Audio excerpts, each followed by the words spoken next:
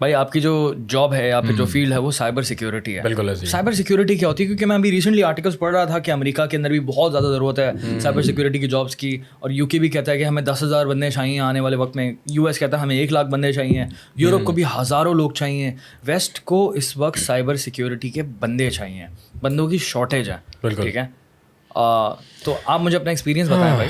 Sir दुनिया को चाहिए, क्या चीज़ है ये हर किसी को चाहिए सर। आप कह रहे हैं ना बड़ी वेस्ट कंट्रीज़ को, ये सबको चाहिए, ये हमारे मुल्क में भी चाहिए लोगों को। लेकिन प्रॉब्लम ये है कि पैसे ज़्यादा बाहर मिल जाते हैं। हाँ। तो सब बाहर चले जाते हैं।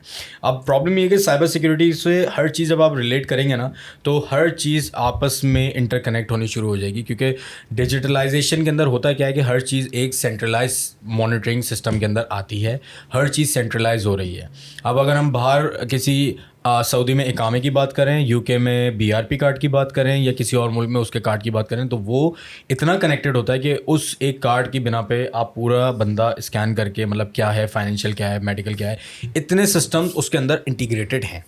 आपके सिर्फ एक नादरा में भी है। नादरा में आई एम नॉट श्योर। हमारे नादरा से कार्ड अगर हमारे आपकी शनाख्ती कार्ड के नंबर के ऊपर आपकी गाड़ी का पता चल जाएगा, कितनी गाड़ियाँ, कितनी शादियाँ की हुई हैं। नहीं, शादी वाला भी पता चलेगा, प्रॉपर्टियाँ हैं, बिल्कुल ऐसे ही है, सब कुछ पता चलेगा। लेकिन इंटीग्रेशन के पॉइंट ऑफ व्यू से जो आप साइबर सिक्योरिटी का कह रहे हैं कि जब हर चीज़ कंप्यूटर पे आ रही है ना, so you have to secure that as well.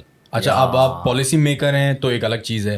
आप किताबी मतलब आप पॉलिसीज़ लिखते हैं तो आप अलग एक फील्ड में हैं साइबर सिक्योरिटी में। आप ऑडिटर हो गए, आप पॉलिसी मेकर हो गए, कंप्लाइंस वाले हो गए। जीआरसी बेसिकली एक चीज़ कहलाती है हमारे पास, गवर्नेंस, रिस्क एंड कंप्लाइंस। तो जीआरसी का एक अलग डिपार्टमेंट है। आप फिजिकल टेस्टिंग की तरफ आ जाते हैं तो उसको हम रेड टीमिंग बोलते हैं। उसमें क्या होता है, एक कंपनी आती है, वो बोलती है कि मेरी ये कंपनी है, इसको आप हैक करें और फिजिकली ब्रेक करें। फिजिकली ब्रेक का मतलब है कि मेरी सिक्योरिटी फ्लॉ ढूंढें। अब मुझे अगर इस बिल्डिंग के अंदर आना है तो मैं अपने तरीके से आऊँगा। मैं अब आपका RFID कार्ड क्लोन करूँ, या मैं कुछ भी करूँ, मैं कुछ भी कर सकता हूँ। मैं पीछे जाके फ़ोन हैक कर लूँ, मैं आपका वाईफाई हैक करूँ, वहाँ से एक एक्सेस कंट्रोल बनाऊँ। रेड टीमिंग कहलाती है ये। और ये होता है, तो बड़ा फिल्मों वाला सीन है। ये फिल्मों वाला सीन है। आप एक मूवी है वो देखिएगा, डाई हार्ड 4, वो ज़रूर देखिएगा। और दूसरी मूवी मैंने आपको बताई थी, स्नोडेन।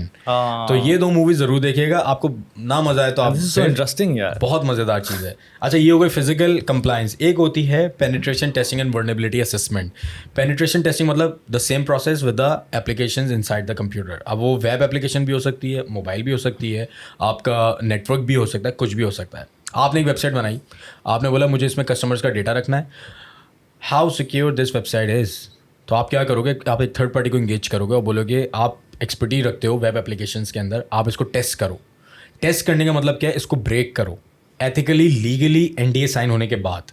क्योंकि अगर आपने बिना NDA या एथिकली उसको किया तो ये क्रिमिनल चार्ज है, क्रिमिनल ऑफेंस है ये, कि आपने हैक करने की कोशिश करी। हमारे FIA डिपार्टमेंट भी इस चीज़ को वो करता है, कैटर करता है। अगर किसी का कोई प्रॉब्लम होता है तो वो केस लेके जाते हैं कि हमारे साथ ये हो गया, हमारा डेटा लीक हो गया। उस पर भी आते हैं डेटा लीक कैसे होता है, क्या होता है। लेकिन सिक्योरिटी, साइबर सिक्योरिटी को मैं समझाने की थोड़ी सी बस ये कोशिश करूँगा।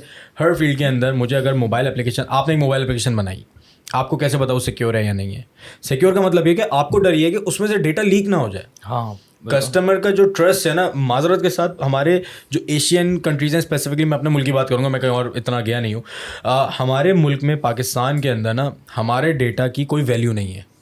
मैं आपको सच बता रहा हूँ, कोई डेटा की वैल्यू नहीं है। हाउ हमारा, एक्सप्लेन मी दिस मोर। अच्छा, हमारा एक टाइम था, नादरा का डेटाबेस लीक हुआ था।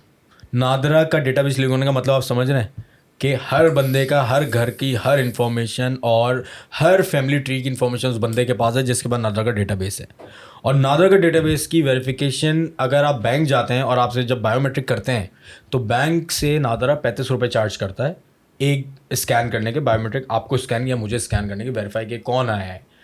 जब किसी बंदे का पूरा डेटाबेस आ जाता है ना, तो आप, इससे बड़ी कोई चीज़ हो ही नहीं सकती किसी मुल्क के लिए कि उसके सारे लोगों का डेटा किसी के बंदे के हाथ में है। और 500-500 रुपये के अंदर लोगों ने सर्विस निकाली हुई थी कि 500 रुपये के अंदर आपको किसी का फैमिली ट्री चाहिए तो मैं आपको निकाल के दे देता हूँ। अब आप बताएं इससे ज़्यादा और क्या हो सकता है। FRC कुछ भी दे देगा वो आपको सर, आपको कुछ भी। मोबाइल कंपनीज का डेटा लीक हुआ है, इसमें कोई छुपी ढकी बात नहीं है, सबको पता है, पूरी दुनिया को पता है। हमारे जितने टेलकोज हैं, नाम नहीं ले रहा मैं, जितने टेलकोज हैं उनके डेटा लीक हुए हैं। डॉक्यूमेंटेड बातें हैं, बिल्कुल है, न्यूज़ में आया है। आप मोबाइल नंबर डालें, आप बंदे का NIC डालें, उसका पूरा घर निकल आएगा, उसके सबके पूरे ख़ानदान के मोबाइल नंबर निकल आएंगे। फिर आपका डेटा है किधर है आप? आपको पता ही नहीं है अपने बारे में क्या हो और रहा है। हम लोगों को बिल्कुल भी ना कदर नहीं है इस चीज़ की। फॉर एग्जांपल मैं किसी अब मैं वही वाली बात करूँगा जो आपसे मैंने कही थी उस वक्त भी, कि अब मैं किसी शॉपिंग मॉल में जाता हूँ तो जिस दुकान पे शॉपिंग कर रहा हूँ, अरे भाई आप बिल बना कर दे दें मुझे। बिल्कुल। सर आपका नंबर क्या है? बिल्कुल ऐसी है। मैंने बोला ओके, शुरू में नंबर दे दिया करता था, फिर मैंने बोला यार मेरे फ़ोन पे जो है इतने मैसेजेस आ रहे होते इतने मैसेज आ हैं रहे मुख्तलिफ ब्रांड्स के, जाहिर है मैं नाम नहीं लूँगा, लेकिन ये है कि कोई कपड़े वाला है, कोई खाने बिल्कुल वाला ऐसे, है, कोई बिल्कुल जूते ऐसे, वाला है, सब बेच रहे कुछ हैं। भी बिल्कुल इतने ऐसा ही है। मैसेजेस ये कहाँ से आ रहे हैं? डेटा फिर मैंने कलेक्शन। बोला कि ब्रो मैं या तो ये कहीं बिक रहा होगा बिल्कुल या ऐसे फिर मैं जगह जगह जो अपना नंबर बांटता फिरता हूँ बिल्कुल ना, ऐसे। इसको नहीं करना है मुझे। अब मैं कहीं भी जाता हूँ वो कहते हैं कि कपड़े खरीदने के बाद बोलते हैं कि सर प्लीज़ आपका नंबर क्या है? मैं कहता हूँ मैं नंबर नहीं दे सकता, सॉरी। बिल्कुल। सो जितने भी लोग हैं जिनको इसकी कदर है, आप लोगों को अगर आपको कदर है तो डोंट गिव योर नंबर यार फॉर फ्री, वो और भी बिल्कुल मुफ्त ऐसे। में। वो भी मुफ्त में दे रहा है ना, वो तो कमा लेगा, वो आपके नंबर से कमा लेगा। एग्जैक्टली। SMS बूस्टर नाम की एक एप्लीकेशन आती थी और SMS सर्विस चलती थी, याद अगर आपको बचपन में ना लोग आते थे कि 5000 SMS 500 रुपए में, अगर आपको याद हो तो। 100% याद है। तो वो क्या होता था, और फिर उसके बाद एक आया था कि वाइट लेबल करके बेचेंगे, मतलब कि नंबर नहीं जाएगा, नाम जाएगा। अब जैसे मेरे पास आता है सुबह सुबह किसी AC वाले का आता है और रोज आता तकरीबन कि पुराना AC दे के नया लगवा ले। अरे भाई मैंने कहा यार नहीं लगवाना, बस उसकी मार्केटिंग कैंपेन है वो चला रहा है। अच्छा नंबर तो एक अलग चीज़ होती है ना, हमारे मुल्क में मसला ये है कि मेडिकल रिकॉर्ड्स की भी कोई अहमियत नहीं है, जबकि दुनिया में मैं आपको थोड़ा सा बता रहा था डार्क वेब के बारे में। डार्क वेब में हर चीज़ बिकती है, सब बिकता है। क्रेडिट कार्ड की इन्फॉर्मेशन बिकती है, क्रेडेंशियल्स बिकते हैं, जितनी बड़ी बड़ी वेबसाइट्स हैं उनके क्रेडेंशियल जिनके प्रीमियम होता है ना, पेड होते हैं। और वो किस तरीके से बिकते हैं, फॉर एग्जांपल मेरे पास एक क्रेडिट कार्ड आया, मैंने उसका किसी का डेटाबेस हैक किया, उसमें क्रेडिट कार्ड आ गए। अब मैं अगर यूज़ करूँगा ना तो मैं पकड़ा जाऊँगा। अब आप इस पॉइंट को थोड़ा सा ना समझिएगा, मैं किसी का क्रेडिट कार्ड यूज़ करूँगा तो मैं ट्रैक हो सकता हूँ। मैंने पेन मंगवाया तो एड्रेस ट्रैक हो सकता है मेरा कि किसने मंगवाया है और कहाँ से मंगवाया है, और उसका वो मैं पकड़ा जा सकता हूँ। मैं क्या करूँगा, मैं जाऊँगा डार्क वेब पे और मैं एक सर्विस लगा दूँगा कि मेरे पास 20 क्रेडिट कार्ड्स हैं जिनकी लिमिट $100 की है, किसी को चाहिए। अब $100 का क्रेडिट कार्ड जो है वो आपको $5 में बेच रहा है। क्यों? क्योंकि वो $5 उसका वाइट मनी हो जाएगा और आप कार्ड के साथ जो करो उसका लेना देना ही नहीं है। तो लोग इस तरह सर्विस बेचते हैं, डेटाबेस बेचते हैं, टेलकोस की डेटाबेस बेचते हैं, नंबर्स बेचते हैं, आपको जो चाहिए मिलेगा आपको। सर आदरा का डेटा वहीं तो नहीं बिका कहीं? नहीं, वो वहाँ बिका नहीं है, वो फ्री में मिल गया था। वो बिकता तो आपको होता ना कि चलो कुछ पैसा तो किसी ने कमाया, वो फ्री में मिल गया था। और वो जिनके पास था, हमारे हाथ में तो नहीं है, ऑब्वियस सी बात है। जहाँ से पता चला, जिनसे सोर्सेज से पता चला, वो बहुत ऑथेंटिक सोर्सेज थी और मतलब स्क्रीनशॉट देख के अंदाज़ा हो जाता है। और ये बात ग्लोबली डिस्कस होती है। Really sad, very very sad. आपको अपने डेटा की कदर ही नहीं है, तो ये बात बहुत बुरी है। अभी मैं बड़ी माजरत से, ये खैर टॉपिक नहीं है, लेकिन जब कभी कोई कैजुअलिटीज़ होती हैं दुनिया में, लोग कैसे रिएक्ट करते हैं, उस मुल्क के लोग कैसे रिएक्ट करते हैं कि ये क्या हो गया हमारे साथ। हम कराची वाले कैसे रिएक्ट करते हैं, आपके सामने की बात है ये। कितने, अच्छा 4, चलो खैर हो गई। हम करते थे एक ज़माने में 10, एक अच्छा, ज़माने में आज तो कितने? पूरे नंबर होते थे ना, याद कितने है? आज कितने हैं? 25, चलो कल तो 50 से अल्लाह लेकिन खैर करे। अल्हम्दुलिल्लाह वो टाइम चला गया, अल्लाह का अल्लाह शुक्र है। मैं आपको एक बात बता रहा हूँ, इम्यून हो गए, इम्यून हो गए थे। अब तो खैर हम लोग, अब आजकल हम किसी और चीज़ से इम्यून है।